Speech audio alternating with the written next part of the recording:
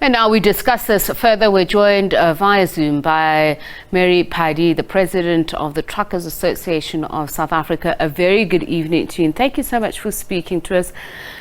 Have you been led to believe that there is a possible motive that is known to the police, as we've heard the police minister saying that they're closing in on the perpetrators? It's quite a challenge, Sepiso, because, we are just speculating now, and we are thinking that who could be the people that have done this. And we are aware that this thing has been happening from time to time, where we get to be surprised by the trucks being burned early hours of the morning. And this matter, it is obvious that, somebody is concerned about the issues that has to do with the freight industry. So we are thinking that it's the people that knows us very well, and it's the people that are on a campaign to destabilize the economy through the trucking industry. And as you say, it would then appear that it's well coordinated, therefore there are people who would be trained for whatever purpose that they are trying to achieve. What does your intelligence tell you? As you say, these attacks have occurred before, but under the guise of these trucking companies hiring foreign nationals.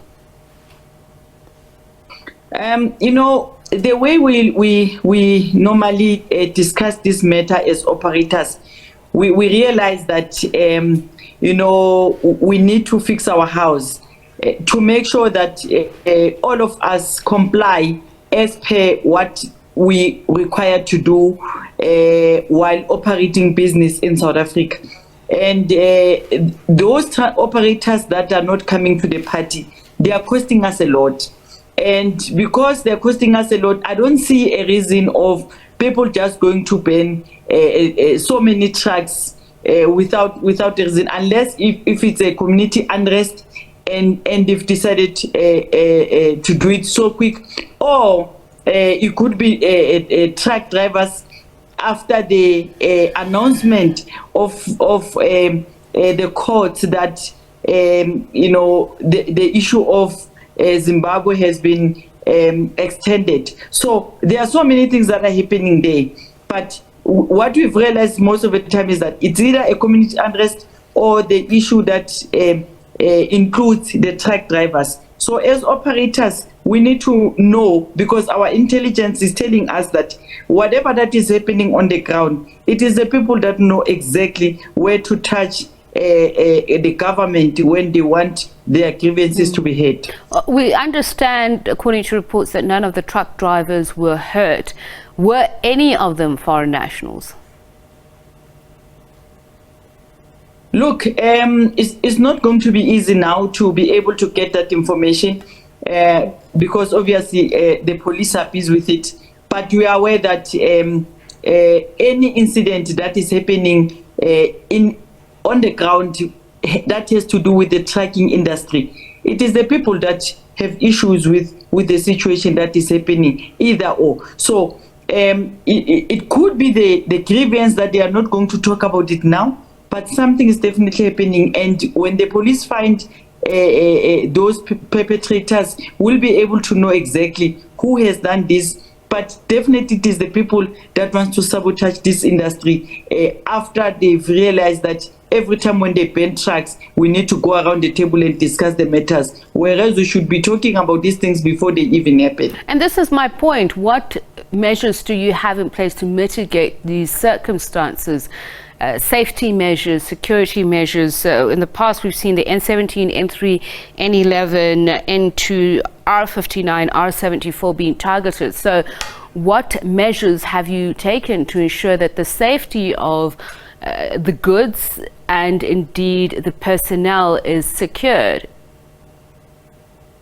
Look, companies now have appointed private security companies who are assisting us on the road. Most of them are, patrolling to make sure that trucks are safe.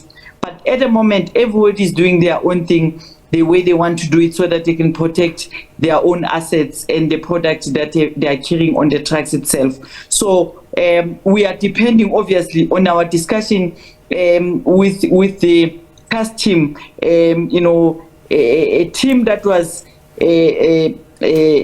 implemented by the former Minister of Transport. We are depending on that so that they can be able to assist us to find some of the solution. I should think by now, if we had at least did one thing, we could have been, talking a different story. But for now, we always go back, and it's worrying because this morning one of the TASA members, was crying because this thing is not happening for the first time. But when he saw his truck there, he started to cry, to say, I don't know what to do, and I just don't know when is the government going to resolve these matters. At some point it was said that the industry has lost about 300 million rand last year as a result of this. Do you have figures you can share with us of the damage caused to the economy through these acts of violence? Look, it is beyond that, because there are other incidents that are not mentioned by the media from time to time. So it's something that you can talk up to 1 billion rand, because there are so many things that are happening in the trucking industry that they're not exposed, and the sooner we deal with the matter, it will be better. All right. So going forward, what are you advising truck owners, but the freight industry in general, to do? As you say, you need to be more coordinated, more unified in your approach. Do you have any intentions of getting the police to not only share intelligence with you, but work together with the industry? Definitely, we need to hold each other's hand. We need to work together. We need to find each other. There should not be that association and that association. We need now to stand up and say, let's get this industry to be regulated.